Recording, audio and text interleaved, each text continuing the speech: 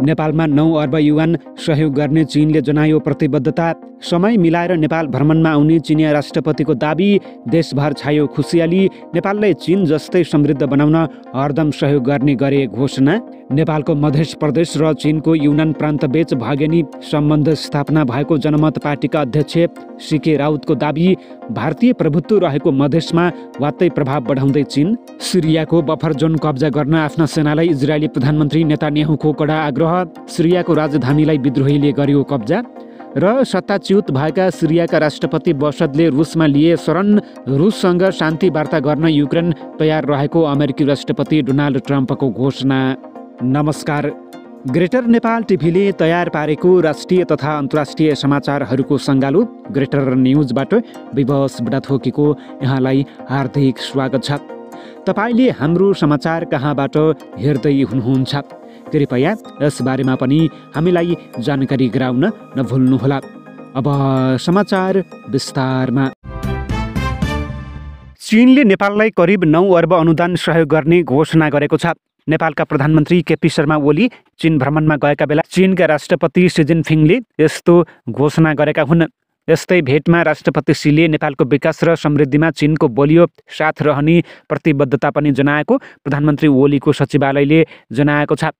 परराष्ट्र मन्त्रालयका प्रवक्ता कृष्ण प्रसाद ढकालले पनि करिब 9 अर्बको अनुदान सहायता घोषणा गरिएको जानकारी दिएका छन्। प्रधानमन्त्री ओलीले चिनिया राष्ट्रपतिलाई नेपाल भ्रमणको निम्तो दिएका छन्।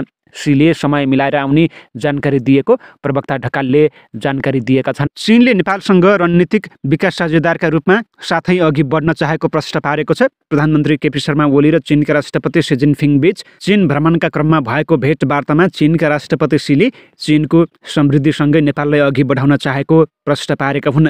राष्ट्रपति सीले लामो समयदेखि दुई देशबीचको मित्रताको प्रवर्धन गर्न प्रधानमन्त्री ओलीको दृढ प्रतिबद्धताको प्रशंसा गरेका छन्। राष्ट्रपति सीले भनेका छन्, एउटै हिमाल र नदीले जोडिएका चीन र नेपाल असल छिमेकी, असल मित्र र असल साझेदार भएकाले द्वैपक्षीय सम्बन्ध स्थिर विकासका साथ सुमधुर रहेको छ। चीनको राष्ट्रिय सञ्चार माध्यमले दुई नेतृत्वको भेटबारे सार्वजनिक गरे अनुसार दुई छिमेकीबीच आगामी वर्ष कूटनीतिक सम्बन्ध स्थापना भएको 70औं वार्षिक उत्सव मनाउने क्रममा रहेको औल्याउँदै चीनका राष्ट्रपति सीले चीनले नेपाललाई आफ्नो छिमेकी कूटनीतिमा महत्त्वपूर्ण स्थानमा राखेको प्रश्न पारेका छन्। उनले परम्परागत मित्रतालाई सुदृढ गर्दै चीनसँगै समृद्धिको यात्रामा नेपाललाई अगाडि बढाउन रणनीतिक साझेदारीका साथ अघि बढ्न चीन इच्छुक रहेको प्रधानमन्त्री ओली समक्ष धारणा राखेका छन्। जनमत पार्टीका अध्यक्ष सीके राउतले 21 मङ्सिरमा सामाजिक सञ्जालमा लेखे, मध्य प्रदेश र युनान प्रदेशबीच भगिनी प्रान्तको सम्बन्ध। कृषि क्षेत्रमा सहकारी सम्बन्धी चीनको युनान प्रान्तको विदेश विभागका उपमहानिर्देशकसँग जनमत पार्टीका अध्यक्ष डाक्टर सीके राउतको छलफल। राउतको यो पहिलो चीन भ्रमण रहेको थियो। त्यस क्रममा युनान विश्वविद्यालयको नेपाल अध्ययन केन्द्रले आयोजना गरेको कार्यक्रममा सहभागी भएका थिए। नेपाली भाषा अध्ययन गरिरहेका चिनिया विद्यार्थीसँग पछिल्लो राजनीतिक अवस्थाबारे चर्चा गरे। अनि राउतले भने, चीनप्रतिको मेरो पहिलेको धारणा र सोचमा परिवर्तन भएको छ। चीनबारे सुनेको र पढेको कुरालाई आफैले प्रत्यक्ष देख्ने अवसर पाए। अब चीनले गरेको विकासका योजनालाई नेपालको मध्य प्रदेशसँग जोड्ने काममा लाग्नेछु।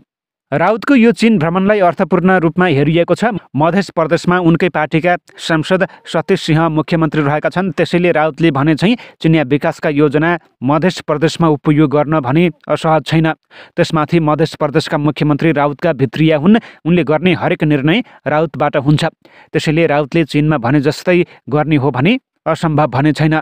प्रधानमन्त्री केपी शर्मा ओलीले चीन भ्रमणको ठिक अघिल्लो दिन राउतको चीन यात्राले मधेसी नेताहरूले चीनबारे बुझ्न गरेको प्रयास मात्र होइन, चीन मधेस ओर्लिन थालेको सङ्केत पनि गरेका छन्। पछिल्ला दिनमा चीनले तराईमा आफ्नो भूमिका विस्तार गर्ने रणनीति लिएको देखिन्छ। विभिन्न एनजिओ मार्फत परियोजनाहरू सञ्चालन तथा भाषा कक्षाहरूको विस्तार अनि चीन अध्ययन केन्द्रको विस्तार पनि मधेसमा हुन थालेको छ। त्यसो त मधेसी नेताहरूको चासो पनि चीनसँग बढ्न थालेको छ। मधेसमा भारतीय प्रभाव निकै रहेको थियो, तर पछिल्ला वर्षमा भारतको प्रभावसँगै अमेरिका र युरोपियन युनियनले पनि प्रभाव विस्तारको नीति लिएका छन्। युरोपियन युनियन र युएसएडले परियोजनाको सङ्ख्या बढाएका छन्। मध्य प्रदेश र मधेसका स्थानीय तहसँग उनीहरूले विभिन्न परियोजना सञ्चालन गरिरहेका छन्। अमेरिका र युरोपियन युनियनको प्रभाव बढाउने रणनीतिसँग चीनले पनि भूमिका विस्तार गर्न खोजेको विश्लेषण भइरहेको छ। मध्य प्रदेश र मधेसका स्थानीय तहसँग उनीहरूले विभिन्न परियोजना सञ्चालन गरिरहेका छन्। अमेरिका र युरोपियन युनियनको प्रभाव बढाउने रणनीतिसँग चीनले पनि भूमिका विस्तार गर्न खोजेको विश्लेषण भइरहेको छ।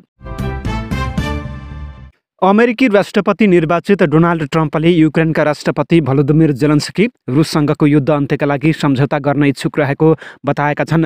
फ्रान्सेली राष्ट्रपति इमानुएल म्याक्रोनले जेलेन्स्की र ट्रम्पसँग शनिबार एलएसी प्यालेजमा आयोजना गरेको त्रिपक्षीय भेटवार्तापछि ट्रम्पको उक्त भनाइ आएको हो। ट्रम्पले युक्रेनलाई पठाइएको अरबौं डलरको सैन्य सहायताको खुलेर खिल्ली उडाउँदै आफ्नो निर्वाचन अभियानका क्रममा आफू राष्ट्रपति निर्वाचित भएमा जिम्मेवारी सम्हालेको 24 घण्टाभित्र नै द्वन्द्व अन्त्य गर्न सक्ने दाबी गरेका थिए। ट्रम्पले आफ्नै लगानीमा सञ्चालित सामाजिक सञ्जाल ट्रुथ सोसल प्लेटफर्ममा लेखेका छन्, जेलेन्स्की र युक्रेन सम्झौता गर्न र युद्ध रोक्न चाहन्छन्।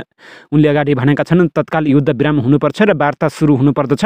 धेरैको जीवन यति अनावश्यक रूपमा बर्बाद भइरहेको छ, धेरै परिवारहरू गुमेका छन्। यदि यो जारी रह्यो भने यो धेरै ठुलो क्षति र अझ खराब अवस्थामा परिणत हुन सक्दछ।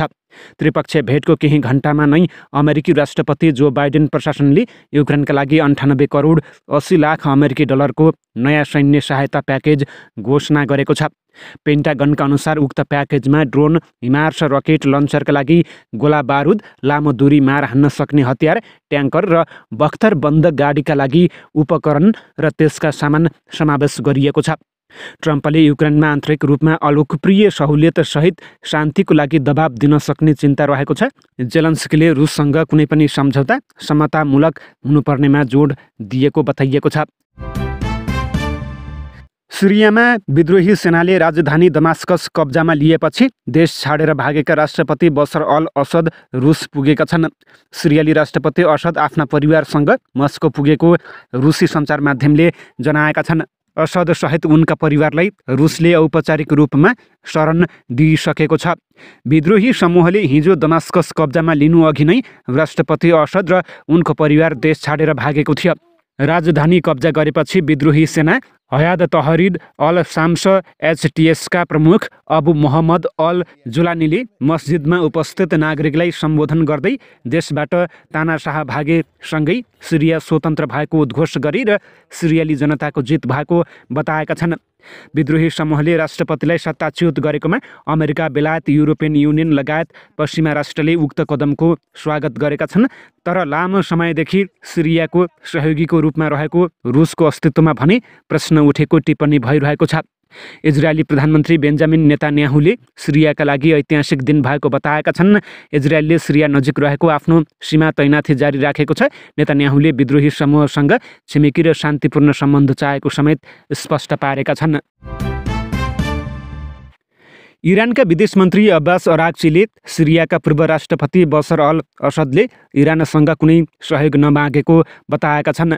अराक्चीले आइतबार इरानी सञ्चार माध्यमलाई उक्त बयान दिएका हुन्। इरान पूर्व राष्ट्रपति असदको सहयोगी रहेको छ। अब्बास अराक्चीले भनेका छन्, हामीलाई कहिले मद्दत गर्न भनिएको थिएन, तर मूल त यो सिरियाली जनताको काम थियो। हामीले यसलाई आफ्नो कर्तव्यको रूपमा लिइरहेका छैनौँ।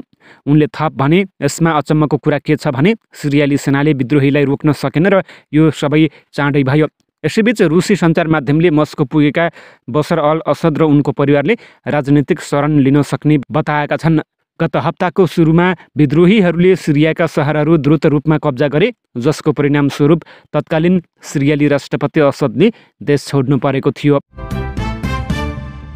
इजरायली प्रधानमन्त्री बेन्जामिन नेतान्याहुले आइतबार दमास्कसमा बशर अल असदलाई सत्ताच्युत गरेपछि सिरियासँगको सीमामा रहेको असैन्यकृत बफर जोन कब्जा गर्न आदेश दिएका छन्। उनले दुवै देशबीच 50 वर्षको विच्छेदन सम्झौता भत्किएको र सिरियाली जनताले आफ्नो स्थान त्याग्ने बताएका छन्। उनले भने, फलस्वरूप मैले हिजो आइडिएफ सेनालाई बफर जोन र नजिकैको कमान्डिङ स्थानहरू कब्जा गर्न निर्देशन दिएको छु। हामी कुनै पनि शत्रु शक्तिलाई हाम्रो सीमामा स्थापित हुन दिने छैनौँ। इजरायली कब्जामा रहेको गोलान हाइट्सको भ्रमण गर्दा नेतान्याहुले गरेको यो घोषणामा सेनाले यो क्षेत्रमा सेना तैनाथ गरेको बताएपछि आएको हो। इस्लामिक नेतृत्वको विद्रोहीहरू सिरियाभरि द्रुत गतिमा अघि बढ्दै जाँदा इजरायलले एक दिन अघि नै आफ्ना सैनिकहरू शान्ति सैनिकहरूमाथि आक्रमण रोक्न सहयोग गर्न संयुक्त राष्ट्र नियन्त्रित बफर जोनमा प्रवेश गरेको बताएको थियो। आइतबार सेनाले बफर जोनमा सशस्त्र व्यक्तिहरूको सम्भावित प्रवेश भन्दै त्यहाँ सेनाको तैनाथीको घोषणा गरेको थियो। सिरियामा हालैका घटनाहरूपछि इजरायली सेनाले गोलान हाइट्सका समुदाय र इजरायली नागरिकहरूको सुरक्षा सुनिश्चित गर्न बफर जोन र आफ्नो रक्षाका लागि आवश्यक अन्य स्थानहरूमा सेना तैनाथ गरेको छ, एक सैन्य विज्ञप्तिमा भनिएको छ। प्रधानमन्त्री केपी शर्मा ओलीले सार्क राष्ट्रबीच पारस्परिक विश्वास, साझेदारी र सहयोगलाई बढावा दिनु सार्कको प्रमुख भूमिका रहेको बताएका छन्। दक्षिण एसियाली क्षेत्रीय सहयोग सङ्गठन सार्क 40औं बुढापत्र दिवसको अवसरमा आइतबार शुभकामना दिँदै प्रधानमन्त्री ओलीले शान्तिपूर्ण, समृद्ध र एकीकृत दक्षिण एसियाको निर्माणका लागि सार्क अध्यक्षको हैसियतमा बुढापत्रप्रति नेपालको दृढ प्रतिबद्धता व्यक्त गरेका हुन्। उनले जलवायु परिवर्तन र अन्तर्राष्ट्रिय सङ्गठित अपराध लगायतका सामाजिक, आर्थिक र वातावरणीय चुनौती निरन्तर रहेको औँल्याउँदै यो क्षेत्रका जनताको साझा हित र समृद्धिका लागि सार्कको निरन्तर सक्रियताको प्रक्रियालाई निरन्तरता दिनको लागि सार्क मुलुकलाई आह्वान गरेका छन्। यो दिवसका अवसरमा यो क्षेत्रका जनता र मुलुकहरूको प्रगतिको कामना सहित उनले शुभकामना र बधाई दिएका छन्। त्यस्तै सार्क बडापत्र दिवसको 40औं वर्षगाँठको अवसरमा शुभकामना दिँदै परराष्ट्र मन्त्री डाक्टर आरजु राणाले संस्थापक नेताहरूको दृष्टिकोण र सामूहिक आत्मनिर्भरता प्रवर्धनमा सार्क बडापत्रको महत्त्व रहेको औँल्याएका छन्। यो क्षेत्रका नागरिकको गुणस्तरीय जीवन र साझा चुनौतीको सम्बोधन गर्नुको साथै क्षेत्रीय एकतालाई बढावा दिनु आजको आवश्यकता रहेको उनले प्रश्न पारेका छन्। सार्क बडापत्रमा उल्लेखित पारस्परिक सहमति, सौहार्दताको भावनामा दिगो विकास उद्देश्यहरू पूरा गर्न सार्कलाई पुनर्जीवित र सक्षम बनाउनु पर्ने आवश्यकता रहेकोमा उनले जोड दिएका छन्।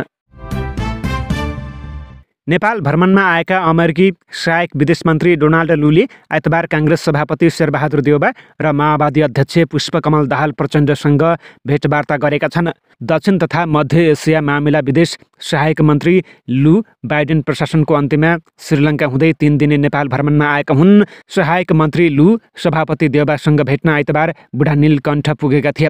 भेटवार्तामा दुई मुलुकबीचका बहुआयामिक सम्बन्धका विषयमा कुराकानी भएको देउबाका स्वकीय सचिव भानु देउबाले जानकारी दिएका छन्। लूले दुई मुलुकबीचको सम्बन्धलाई थप बलियो बनाउने विषयमा कुरा गरेका थिए। उनीहरू बीचमा नेपाल अमेरिकाको समग्र पक्षमा कुराकानी भएको थियो। उनीहरूले अन्तर्राष्ट्रिय प्रवेश लगायत विषयमा पनि छलफल गरेको स्वकीय सचिव देउबाले जानकारी दिएका छन्। देउबालाई भेटेपछि लू माओवादी अध्यक्ष दाहाललाई भेट्न खुमलटार पुगेका थिए। अध्यक्ष दाहालको सचिवालयका अनुसार दाहालले यस्ता भ्रमण र भेटवार्ताले आपसी सम्बन्धलाई थप बलियो बनाउने विश्वास व्यक्त गरेका छन्। नेपाल आर्थिक समृद्धिको बाटोमा अघि बढ्न खोजिरहेको उल्लेख गर्दै अध्यक्ष दाहालले यसमा अमेरिका लगायत अन्तर्राष्ट्रिय समुदायको सहयोग र सद्भाव महत्त्वपूर्ण हुने बताएको सचिवालयले जनाएको छ। हामीले कृषिलाई आधार मानेर ऊर्जा र पर्यटन विकासलाई जोड दिने नीति लिएका छौँ। उनले भने सबै क्षेत्रमा सूचना प्रविधिलाई लिडिङ रोलमा राखेर मात्रै नेपाललाई समृद्ध बनाउन सकिन्छ भन्ने हाम्रो विश्वास रहेको छ। यसका लागि अन्तर्राष्ट्रिय समुदायबाट हुने सहयोग र लगानी महत्त्वपूर्ण हुन्छ। दाहालले नेपालको शान्ति प्रक्रिया राष्ट्रिय सहमतिका साथ मौलिक रूपमा सम्पन्न हुन थालेको जानकारी दिएका छन्। हवस् त, यिनै खबरसँगै ग्रेटर नेपाल टिभीले तयार पारेको राष्ट्रिय तथा अन्तर्राष्ट्रिय समाचारहरूको सङ्गालो ग्रेटर न्युजको समय सकिएको छ। प्रत्येक पलका ताजा अपडेटको लागि हामी तपाईँको माझमा छौँ। यतिन्जेलसम्म हेरेर साथ दिने तपाईँ सम्पूर्ण दर्शकलाई धेरै धेरै धन्यवाद भन्दै ग्रेटर न्युजबाट विवश बुढाथोकीलाई पनि आज्ञा दिनुहोस्। नमस्कार।